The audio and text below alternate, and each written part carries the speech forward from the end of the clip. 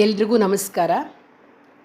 ಇಂದಿನ ಸನಾತನ ಋಷಿ ಪರಂಪರೆಯಲ್ಲಿ ಹಾರಿತ ಮಹರ್ಷಿಗಳ ಬಗ್ಗೆ ತಿಳಿಸ್ಕೊಡ್ತೀನಿ. ಈ ಹಾರಿತ ಮಹರ್ಷಿಗಳು ಅಪಾರ ಕರುಣೆಯುಳ್ಳವರು, ಪ್ರಫುಲ್ಲ ಚಿತ್ತವುಳ್ಳವರು, ಮಹಾಜ್ಞಾನಿಗಳು. ಭೃಗುವಂಶದಲ್ಲಿ ಅನೇಕ ಮಹರ್ಷಿಗಳು ಜನಿಸ್ತಾರೆ. ಅವರಲ್ಲಿ ಈ ಹಾರಿತ ಮಹರ್ಷಿ ಬಹಳ ಮುಖ್ಯವಾಗಿರ್ತಕ್ಕಂಥವ್ರು. ಈ ಹಾರಿತ ಮಹರ್ಷಿ ವೇದಾಂಗಗಳಲ್ಲಿ ಪ್ರಾವೀಣ್ಯತೆಯನ್ನು ಗಳಿಸಿ ಬ್ರಹ್ಮಜ್ಞಾನಿಯಾಗಿ ಗೋತ್ರ ಪ್ರವರದಲ್ಲಿ ಮೂಲ ಪುರುಷನಾಗಿರ್ತಕ್ಕಂಥವನು. ಇವನ ಸಂತತಿಯವರೇ ಹರಿತಸ ಗೋತ್ರದವರು ಅಂತ ಪ್ರಖ್ಯಾತಿ ಪಡೆದವರು. ಈ ಮಹರ್ಷಿಯ ಚರಿತ್ರೆ ನಮಗೆ ಪೂರ್ತಿ ಗೊತ್ತಿಲ್ಲ, ಸಿಗೋದಿಲ್ಲ. ಆದರೂ ಕೂಡ ಮಹಾಭಾರತದಲ್ಲಿ ಒಂದಿಷ್ಟು ಸಿಗುತ್ತೆ. ಹಾರಿತ ಗೀತೆ, ಲಘು ಹಾರಿತ ಸ್ಮೃತಿ, ವೃದ್ಧ ಹಾರಿತ ಸ್ಮೃತಿ, ಪದ್ಮಪುರಾಣದಲ್ಲಿ ದಿಲೀಪ ಹಾರಿತ ಸಂವಾದ ಅಂತ ವಿಷಯಗಳು ಕೆಲವೆಲ್ಲ ತಿಳ್ಕೊಳ್ಬಹುದು ನಾವು. ಇನ್ನು ಅಲ್ಪ ಸ್ವಲ್ಪ ಇವನನ್ನು ನಾವು ತಿಳ್ಕೊಳ್ಬಹುದಾಗಿದೆ. ಪದ್ಮಪುರಾಣ ಇವನನ್ನು ವೈಖಾನಸ ಋಷಿ ಅಂತ ಕೂಡ ಹೇಳಿದ್ದಾರೆ. ಈ ಮಹನೀಯ ಆಚರಿಸಿ ತೋರಿಸ್ತಕ್ಕಂಥ ತಪಸ್ಸು, ವ್ರತ, ಪೂಜೆಗಳ ನಿಯಮಗಳನ್ನು ಅನುಸರಿಸುವವರನ್ನು ವೈಖಾನಸರು ಅಂತ ಕೂಡ ತಿಳಿಸಲಾಗಿದೆ. ಈ ಹಾರಿತನ ತತ್ವಬೋಧಿಗಳು ಏನೇನು ಅಂತ ನೋಡೋಣ. ಒಂದು ಸರ್ತಿ ಕೆಲವು ಋಷಿಮನಿಗಳು ಹಾರಿತನನ್ನು ಸಮೀಪಿಸಿ ಕೇಳ್ತಾರೆ, ಬ್ರಹ್ಮಪದವನ್ನು ಹೊಂದೋದಕ್ಕೆ ಸುಲಭವಾದ ಉಪಾಯ ಯಾವುದು ಅನ್ನೋ ಪ್ರಶ್ನೆಯನ್ನು ಕೇಳ್ತಾರೆ. ಆಗ ಹಾರಿತ ಅವರ ಬೇಡಿಕೆಯನ್ನು ಮನ್ನಿಸಿ, ಮಹನೀಯರೇ ಕೇಳಿರಿ, ಬ್ರಹ್ಮಪದ ಪ್ರಾಪ್ತಿಯನ್ನು ಕೋರುವವನು ನಿಯಮನಿಷ್ಠೆಗಳನ್ನು ಪಾಲಿಸಬೇಕಾಗುತ್ತೆ. ಸರ್ವಸಂಗ ಪರಿತ್ಯಾಗಿಯಾಗಿ ಮನೆ ಮಂದಿರಗಳನ್ನು ತ್ಯಜಿಸಿ ಏಕಾಂತವಾಸದಲ್ಲಿದ್ದು ಆಸೆಗಳಿಂದ ವಿಮುಖನಾಗಬೇಕಾಗತ್ತೆ. ಜನರು ಅವನನ್ನು ಮಾತಿನಿಂದಲೂ ಚೇಷ್ಟೆಗಳಿಂದಲೂ ನೀಡ್ತಕ್ಕಂತಹ ಕೀಟಲೆಗಳನ್ನು ಏನನ್ನೂ ಕೂಡ ಅವನು ಲಕ್ಷ್ಯ ಮಾಡಬಾರ್ದು. ಎಲ್ಲ ಪ್ರಾಣಿಕೋಟಿಗಳಲ್ಲೂ ಕೂಡ ಮೈತ್ರಿಯನ್ನು, ಸಮದೃಷ್ಟಿಯನ್ನು ತೋರಬೇಕು, ಕರುಣಾಳುವಾಗಿ ವರ್ತಿಸಬೇಕು. ಪರರು ನಿಂದಿಸಿದ್ರೆ ಅದರಿಂದ ಕುಂದಬಾರ್ದು, ಪ್ರಶಂಸೆ ಮಾಡಿದ್ರೆ ಅದರಿಂದ ಸಂತೋಷ ಹೊಂದದೆ ನಿರ್ಲಿಪ್ತನಾಗಿರಬೇಕು. ಹಾಳು ಬಿದ್ದ ಮನೆ ಅಥವಾ ಗುಡಿ ಇಲ್ವೋ ಮರದ ಕೆಳಗೋ ಗುಹೆಯಲ್ಲಿಯೋ ವಾಸ ಮಾಡಬೇಕು. ಸಚ್ಚಾರಿತ್ರತೆ ಉಳ್ಳವರ ಮನೆಗಳಲ್ಲಿ ಮಾತ್ರ ಭೋಜನ ಮಾಡಬೇಕು. ಅದು ಭೋಜನದ ವೇಳೆ ಕಳೆದ ಮೇಲೆ ಹೋಗಿ ಭಿಕ್ಷೆ ಸ್ವೀಕರಿಸಬೇಕು, ಮತ್ತು ಬೇರೆ ಯಾರ ಮನೆಯಲ್ಲೂ ಇಸ್ಕೋಬಾರ್ದು. ತನ್ನನ್ನು ಅಧಿಕವಾಗಿ ಗೌರವಿಸುವ ಮನೆಗೆ ಹೋಗಲೇಬಾರ್ದು. ಆಹಾರವನ್ನು ಹೆಚ್ಚಾಗಿ ಕೊಡುವವರ ಮನೆಗಳತ್ತೂ ಸುಳಿಬಾರ್ದು. ಮಿತ ಭೋಜನ ಬಹಳ ಮುಖ್ಯವಾಗಿರ್ತಕ್ಕಂಥದ್ದು. ಕೇವಲ ಒಂದೇ ಮನೆಯನ್ನು ಆಶ್ರಯಿಸದೆ ಹೊಸದಾಗಿ ಮನೆಗಳನ್ನು ಹುಡುಕಿಕೊಂಡು ಹೋಗಿ ಅಲ್ಪವಾಗಿರ್ತಕ್ಕಂಥ ಆಹಾರವನ್ನು ಮಾತ್ರ ಸೇವನೆ ಮಾಡಿ ತೃಪ್ತನಾಗಬೇಕು. ಅಂತಹವನು ಬ್ರಹ್ಮಪದಕ್ಕೆ ಹೊಂದಲು ಅರ್ಹನಾಗಿರ್ತಕ್ಕಂಥವನು ಅಂತ ಉಪದೇಶ ಮಾಡ್ತಾನೆ. ಇದನ್ನೇ ಹಾರಿತ ಗೀತೆ ಅನ್ನೋ ಹೆಸರಿನಲ್ಲಿ ಅದು ವಿರಾಜಿಸ್ತಾ ಇದೆ. ಆ ವಿದ್ವಾಂಸರು, ಮುನಿಶ್ರೇಷ್ಠರೆಲ್ಲ ಈ ಹಾರಿತನ ಬೋಧನೆಯನ್ನು ಕೇಳಿ ಬಹಳ ಗೌರವದಿಂದ ನಮಸ್ಕರಿಸಿ ಹೊರಟೋಗ್ತಾರೆ. ಒಂದು ಸರ್ತಿ ದಿಲೀಪ ಮಹಾರಾಜ ಆನಂದದಿಂದ ಬೇಟೆಯಾಡ್ತಿರ್ತಾನೆ. ಆಗ ಕಾಲಯಾಪನೆ ಮಾಡ್ತಾ ಸುತ್ತಾಡ್ತಾ ಕೊನೆಗೆ ಹಾರಿತ ಮಹರ್ಷಿ ಆಶ್ರಮಕ್ಕೆ ಬರ್ತಾನೆ. ಮುನಿ ತಪೋಧ್ಯಾನದಲ್ಲಿ ನಿರತನಾಗಿರ್ತಾನೆ. ರಾಜಶ್ರೀಯ ಆಗಮನವನ್ನು ಗ್ರಹಿಸಿರ್ತಕ್ಕಂಥ ಮುನಿ ಕರುಣೆ ತೋರಿ ಅತಿಥಿ ಮರ್ಯಾದೆಗಳಿಂದ ಸತ್ಕರಿಸಿ, ರಾಜ, ಈಗ ಮಾಘ ಮಾಸದ ಪುಣ್ಯಕಾಲ, ಇಲ್ಲಿ ಸ್ವಲ್ಪ ದೂರದಲ್ಲಿ ಸರೋವರದಲ್ಲಿ ಸ್ನಾನ ಮಾಡಿ ಬಾ ಅಂತ ಹೇಳ್ತಾನೆ. ಮುನಿಯ ಒಂದು ಆದೇಶದಂತೆ ರಾಜ ಶ್ರದ್ಧಾಭಕ್ತಿಗಳಿಂದ ಸ್ನಾನ ಮಾಡ್ಕೊಂಡು ಬರ್ತಾನೆ. ಆಗ ಮುನಿ ಹೇಳ್ತಾನೆ, ಹೇ ರಾಜ, ನಿನ್ನ ವಂಶದಲ್ಲಿ ಧರ್ಮದಿಂದ ರಾಜ್ಯವಾಳ್ತಕ್ಕಂಥ ಮಹಾಪುರುಷರು ಜನನವಾಗಲಿ, ನಿನ್ನ ಪೀಳಿಗೆಯವರು ಚಕ್ರವರ್ತಿಗಳಾಗಿ ಯಶೋವಂತರಾಗಿ ಬಾಳಲಿ ಅಂತ ಆಶೀರ್ವದಿಸ್ತಾರೆ. ದಿಲೀಪ, ನಾನಿಂದು ತಪೋನಿಷ್ಠೆಯಲ್ಲಿ ತೊಡಗಿರೋದ್ರಿಂದ ನಿನಗೆ ವಿಶೇಷ ಜ್ಞಾನವನ್ನು ಉಪದೇಶಿಸಲಿಕ್ಕೆ ತಕ್ಕ ಅವಕಾಶ ಇಲ್ಲ. ನೀ ಇನ್ನೊಂದು ಸಲ ಈ ತೀರ್ಥದಲ್ಲಿ ಸ್ನಾನ ಮಾಡಿ ನಿನ್ನ ಮಂದಿರಕ್ಕೆ ಹೋಗು ಅಂತ ಹೇಳ್ತಾರೆ. ನಿನ್ನ ಕುಲುಗುರುವಾಗಿರ್ತಕ್ಕಂತಹ ವಸಿಷ್ಠ ಮಹರ್ಷಿಯನ್ನು ಪೂಜನೆ ಮಾಡು. ನಾನು ತಿಳಿಸಲು ಬಯಸಿರ್ತಕ್ಕಂಥ ಮಾಘಸ್ನಾನ ಫಲ ವಿಶೇಷಗಳನ್ನು ವಸಿಷ್ಠರು ಚೆನ್ನಾಗಿ ಹೇಳ್ತಾರೆ. ಮಾಘಸ್ನಾನ ಮಹಿಮೆಯನ್ನು ಕೇಳಿ ಅದೃಷ್ಟವಂತನಾಗಿ ಬಾಳು ಅಂತ ಮತ್ತೊಮ್ಮೆ ಹರಿಸಿ ಕಳಿಸ್ತಾನೆ. ನಂತರ ಹಾರಿತ ತಪೋದೀಕ್ಷೆಯಲ್ಲಿ ನಿರತನಾಗಿ ಹೊರ ಜಗತ್ತನ್ನು ಮರೆತು ದಿವ್ಯಶಕ್ತಿಯುತನಾಗಿ ದಿವ್ಯ ಜ್ಞಾನವನ್ನು ಪಾಡ್ಕೊಳ್ತಾನೆ. ಎಲ್ಲವನ್ನ ತಿಳಿದವನು, ಯಜ್ಞೇಶ್ವರನಂತೆ ತೇಜಸ್ಸುಳ್ಳವನು ಆಗಿರ್ತಕ್ಕಂಥ ಹಾರಿತ ಅವನ ಹತ್ರಕ್ಕೆ ಸಿಕ್ಕಾಪಟ್ಟೆ ಸುಮಾರು ಜನ, ಸಾಕಷ್ಟು ಋಷಿಮುನಿಗಳು ಬರ್ತಾ ಇರ್ತಾರೆ. ಮಹರ್ಷಿಯ ಅಡಿದಾವರೆಗಳಲ್ಲಿ ರಮಿಸ್ಕೊಂಡು, ಹೇ ಭಗವಂತ, ಎಲ್ಲ ಧರ್ಮಗಳಿಗೂ ನಿಧಿಯಾಗಿರ್ತಕ್ಕಂಥ ನೀನು ಎಲ್ಲ ಧರ್ಮಗಳನ್ನು ಬೋಧಿಸ್ತಕ್ಕಂತಹ ಚತುರನಾಗಿದೆಯಾ. ಹೇ ಭಾರ್ಗವ, ದಯಾನಿಧಿ, ನೀನು ನಮ್ಮಲ್ಲಿ ಕರುಣೆ ತೋರಿ ಧರ್ಮತತ್ವವನ್ನು ಅರಿಯಲು ಕಾತುರಾಗಿರ್ತಕ್ಕಂಥ ನಮಗೆ ವರ್ಣಾಶ್ರಮ ಧರ್ಮ ಹಾಗೂ ಆಚಾರ ವಿಚಾರಗಳನ್ನು ಮತ್ತು ಇತರ ವಿಶೇಷಗಳನ್ನು ಇಷ್ಟು ಭಕ್ತಿಪರವಾಗಿರ್ತಕ್ಕಂತಹ ಯೋಗಶಾಸ್ತ್ರವನ್ನು ತಿಳಿಸ್ತಕ್ಕಂಥ ಕೃಪೆ ಮಾಡು ಅಂತ ಪ್ರಾರ್ಥನೆ ಮಾಡ್ಕೊಳ್ತಾರೆ. ಸರಿ, ಖುಷಿಯಾಗುತ್ತೆ ಹಾರಿತನಿಗೂ. ಮುನಿಶ್ರೇಷ್ಠರೇ, ಶಕ್ತಿ ವಂಚನೆ ಇಲ್ಲದೆ ನಾನು ಅರಿತಿರ್ತಕ್ಕಂಥ ಧರ್ಮ ಸೂಕ್ಷ್ಮಗಳನ್ನೆಲ್ಲ ವಿವರಿಸ್ತೀನಿ, ಕೇಳಿ ಅಂತ ಹೇಳ್ತಾರೆ. ಜನ್ಮ ಸಂಸಾರ ತಾಪತ್ರಯಗಳೆಂಬ ಬಂಧನಗಳಿಂದ ಮುಕ್ತಿ ಹೊಂದಬೇಕು ಅಂದರೆ ಇಂತಹ ಶಾಶ್ವತವಾಗಿರ್ತಕ್ಕಂತಹ ನಾಶವಿಲ್ಲದ ಎಲ್ಲ ಧರ್ಮಗಳನ್ನು ಅವಶ್ಯಕವಾಗಿ ಎಲ್ಲರೂ ಕೇಳಿ ತಿಳ್ಕೊಳ್ಳೋದು ಒಳ್ಳೆಯದು. ಅನಾದಿಯಲ್ಲಿ ಶ್ರೀ ಮಹಾಲಕ್ಷ್ಮಿ ಸಮೇತನಾದ ಶ್ರೀ ಮಹಾವಿಷ್ಣುವು ಶೇಷಶಾಹಿಯಾಗಿ ಸಮುದ್ರದ ಮೇಲೆ ಮಲ್ಕೊಂಡಿರ್ತಾನೆ. ನಂತರ ವೇದಾಂಗಭೂಷಿತನಾಗಿರ್ತಕ್ಕಂಥ ಬ್ರಹ್ಮನನ್ನು ತನ್ನ ನಾಭಿಕಮಲದಿಂದ ಸೃಷ್ಟಿ ಮಾಡಿ ಪ್ರಪಂಚ ನಿರ್ಮಾಣ ಕಾರ್ಯದಲ್ಲಿ ತೊಡಗುವಂತ ಪದೇ ಪದೇ ಒತ್ತಾಯ ಮಾಡ್ತಾನೆ. ಶ್ರೀಮನ್ ನಾರಾಯಣನ ಅಣತಿಯ ಮೇರೆಗೆ ಬ್ರಹ್ಮ ದೇವ, ಅಸುರ, ಮನುಷ್ಯ, ಪಶು, ಪಕ್ಷಿ, ಪ್ರಾಣಿ ಮುಂತಾದ ಜೀವಿಗಳನ್ನು ಸೃಷ್ಟಿಸ್ತಾನೆ. ಮೊದಲನೇದಾಗಿ ಯಜ್ಞಸಿದ್ಧಿಗೆ ಅಂತ ತನ್ನ ಮುಖದಿಂದ ಬ್ರಾಹ್ಮಣರನ್ನು, ಭುಜಗಳಿಂದ ಕ್ಷತ್ರಿಯರನ್ನು, ತೊಡೆಭಾಗದಿಂದ ವೈಶ್ಯರನ್ನು, ಪಾದಗಳಿಂದ ಶೂದ್ರರನ್ನು ಸೃಷ್ಟಿಸ್ತಾನೆ. ಅವರವರ ಧರ್ಮಗಳ ಕುರಿತು ತಿಳಿಪಡಿಸ್ತಾನೆ. ಯಜ್ಞ, ಯಾಗ, ಅಧ್ಯಯನ, ಅಧ್ಯಾಪನ, ದಾನ, ಪ್ರತಿಗ್ರಹ ಅಂತ 6 ಕರ್ಮಗಳಲ್ಲಿ ನಿರತರಾಗಿರುವಂತು ಅಂತ ಹೇಳಿ ಬ್ರಾಹ್ಮಣರನ್ನು ನಿಯೋಗಿಸ್ತಾನೆ. ಅವರಿಗೆ ಕರ್ಮಾಚರಣೆ ಕ್ರಮಗಳನ್ನು ತಿಳಿಸ್ತಾನೆ. ಪ್ರಜೆಗಳನ್ನು ಧರ್ಮಬದ್ಧವಾಗಿ ಪರಿಪಾಲಿಸ್ತಕ್ಕಂಥದ್ದು ಮುಂತಾದ ರಾಜಧರ್ಮಗಳನ್ನು ಕ್ಷತ್ರಿಯರಿಗೆ ಉಪದೇಶ ಮಾಡ್ತಾನೆ. ಅಂತೆಯೇ ವೈಶ್ಯರಿಗೆ ವ್ಯವಸಾಯ, ವಾಣಿಜ್ಯ, ಪಶುಪಾಲನೆ ಮುಂತಾದ ಧರ್ಮಗಳನ್ನು ಮಾಡಲಿಕ್ಕೆ ಆದೇಶ ಮಾಡ್ತಾನೆ. ಶೂದ್ರವರ್ಣದವರಿಗೆ ಸೇವಾ ಮನೋಭಾವ, ಕೈಂಕರ್ಯ ವೃತ್ತಿ ಹೀಗೆ ಈ ಮುಂತಾದ ಧರ್ಮ ಬೋಧನೆ ಮಾಡಿ ಅವರನ್ನು ನೇಮಿಸ್ತಾನೆ. ವರ್ಣಾಶ್ರಮ ಧರ್ಮಗಳನ್ನು ಅನುಸರಿಸ್ತಕ್ಕಂಥ ಮಾನವ ಪಾಪನಾಶಕವಾದುದು, ಮೋಕ್ಷದಾಯಕವಾದುದು ಆದ ಯೋಗಾಭ್ಯಾಸವನ್ನು ಮಾಡ್ತಿರಬೇಕು. ಅದನ್ನು ಯೋಗಾಭ್ಯಾಸ ನಿಲ್ಲಿಸಬಾರ್ದು.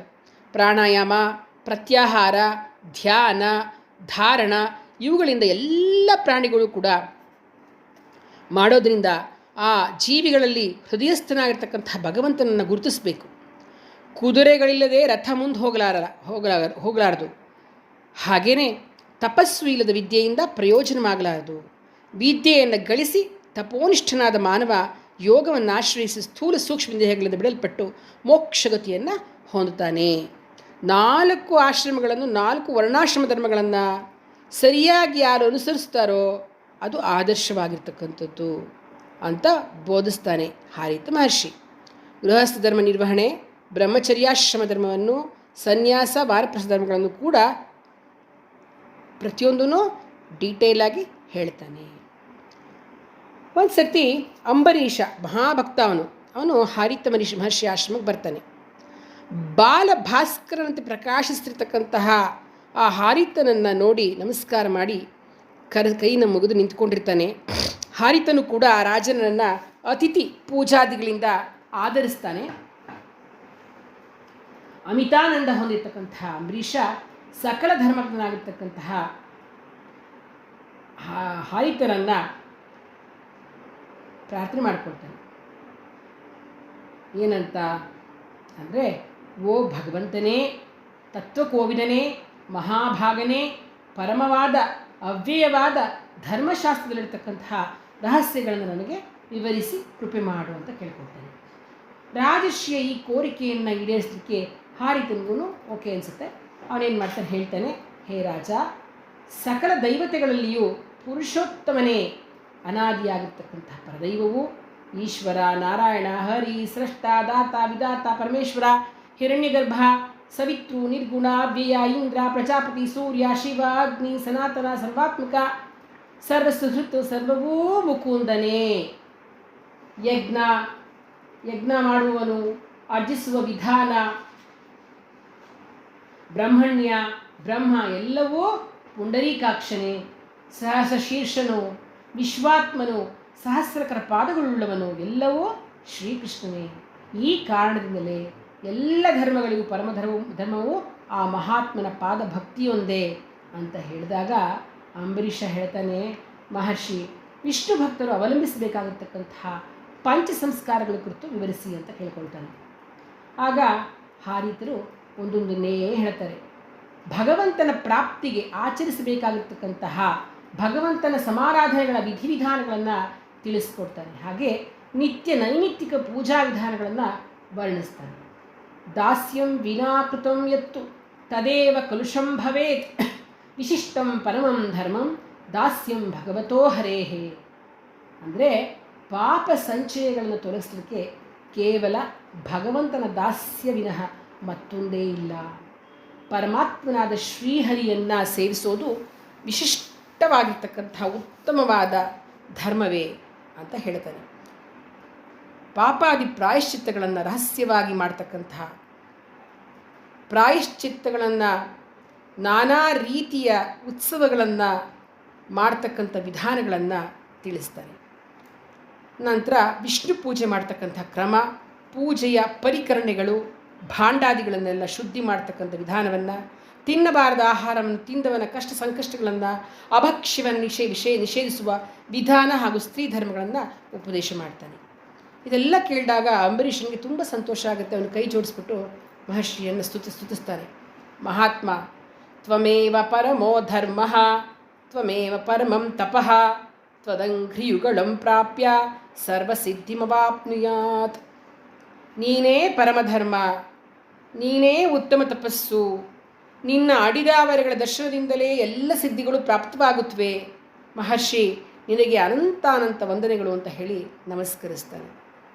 ನಂತರ ಅಂಬರೀಷ ಹಾರಿತನ ಕೃಪೆಯಿಂದ ಪರಮಕಾಂತಿಯುಕ್ತನಾಗಿ ಉತ್ತಮ ಸಿದ್ಧಿಯನ್ನು ಪಡಿತಾನೆ.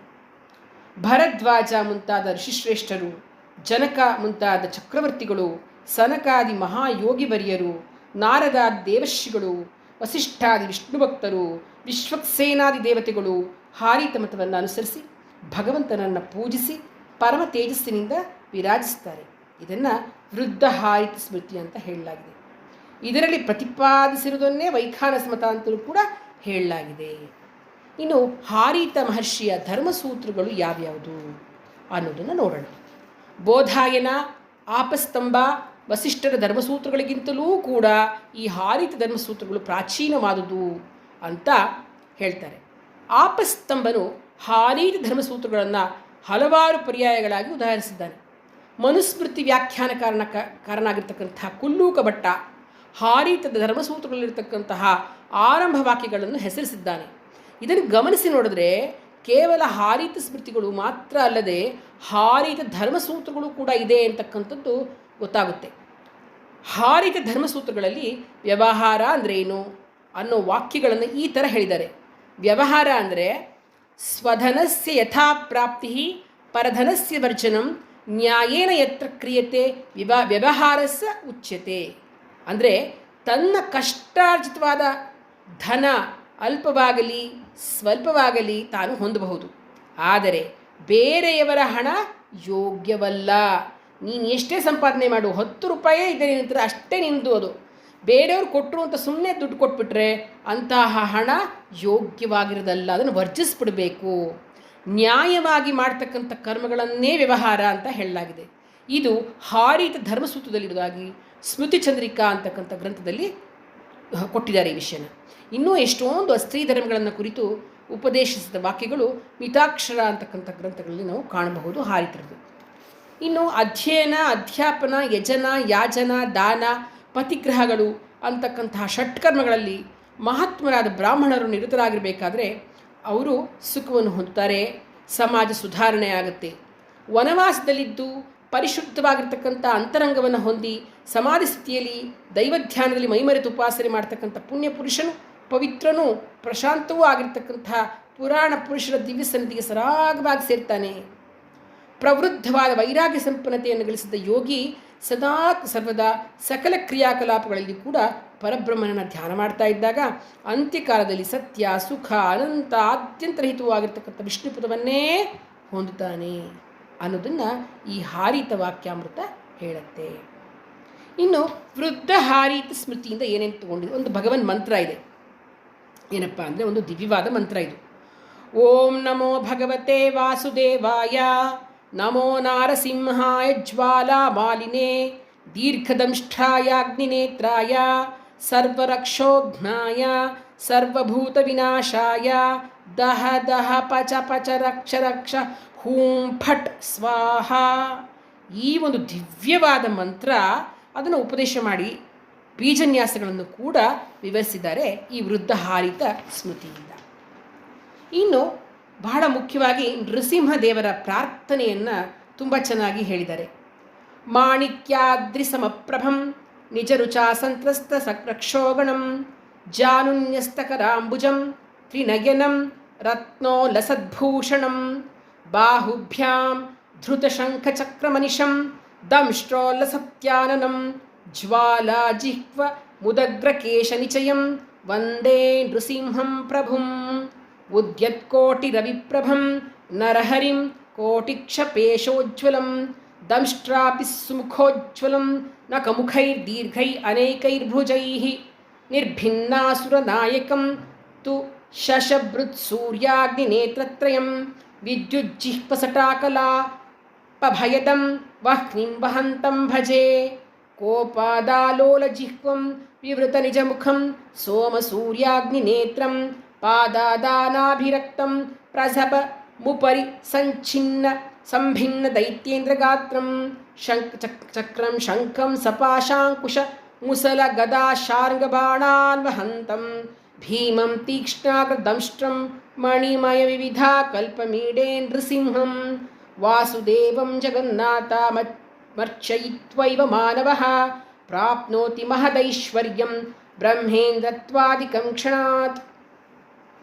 ಮಾಣಿಕ್ಯ ಪರ್ವತವೋ ಅನ್ನೋ ಹಾಗೆ ಕಂಗೊಳಿಸ್ತಾ ಇರ್ತಕ್ಕಂತಹ ಶಂಖ ಚಕ್ರ ಗದಾಧಾರಿಯಾಗಿರ್ತಕ್ಕಂತಹ ಸೂರ್ಯ ಕೋಟಿ ತೇಜಸ್ಸನ್ನು ಹೊಂದಿರತಕ್ಕಂತಹ ಮಹಾಭಯಂಕರವಾಗಿರ್ತಕ್ಕಂತಹ ಕೋರೆ ದಾಡಿನಿಂದ ಉಗ್ರನಾಗಿರ್ತಕ್ಕಂತಹ ಸೂರ್ಯ ಚಂದ್ರ ಅಗ್ನಿಗಳಂತೆ ಮೂರು ಕಣ್ಣು ಇರ್ತಕ್ಕಂತಹ ದೈತ್ಯ ವಿನಾಶಕನಾಗಿರ್ತಕ್ಕಂತಹ ನೃಸಿಂಹನನ್ನು ನಾನು ಹೊಗಳುತ್ತೇನೆ.